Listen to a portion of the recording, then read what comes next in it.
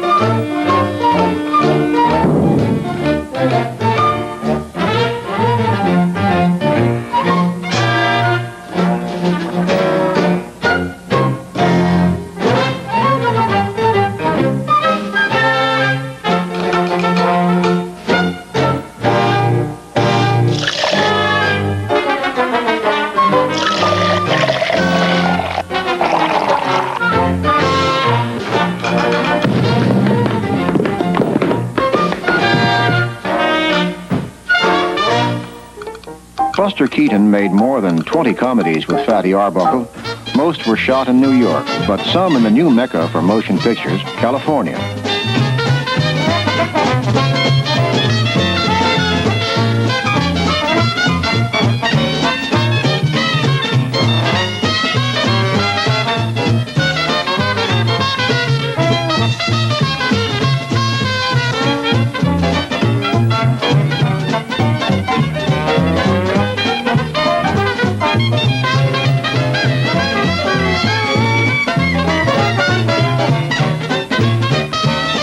Keaton's most famous acting trademark, of course, was his seldom changing expression of intense, deadly serious concentration. Movie magazines called him the Great Stone Face and the Man Who Never Smiles. But in at least one early picture, Fatty at Coney Island, Buster both laughed and cried.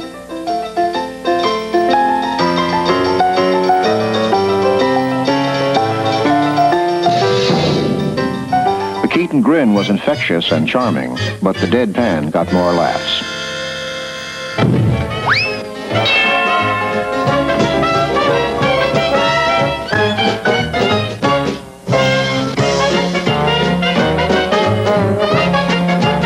This was the last Keaton smile that moviegoers ever saw.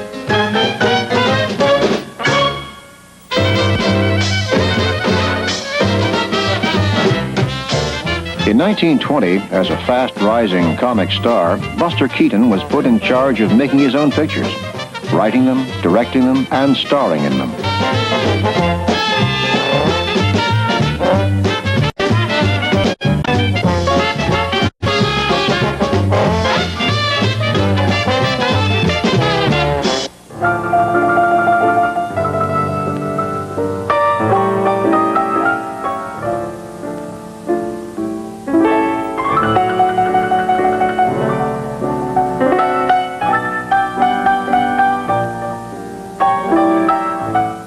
gathered together a small but remarkable company of technicians and actors, including Big Joe Roberts and Buster's vaudevillian father, Joe Keaton. This picture, The Scarecrow, was the first Keaton picture ever released. In the next 7 years, Buster produced 30 of the funniest and most exciting films of the entire silent era. It was indeed his golden age. In 1927, he lost full control of his picture making and never again reached the dizzying heights of this fabulous period. But while it lasted, the golden age was all Keaton. Other people's names might appear on the list of credits for writing and direction, but even they were the first to admit that Buster himself was the genius behind every foot of film in every picture.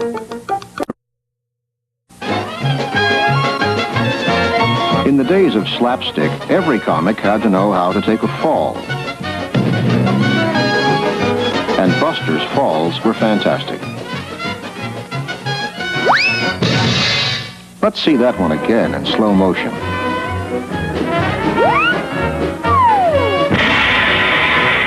Amazing.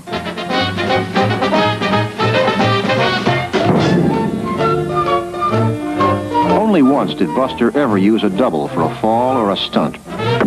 Every one of his stunts that you will see in this picture, including some apparently done by other actors, was done by Buster himself.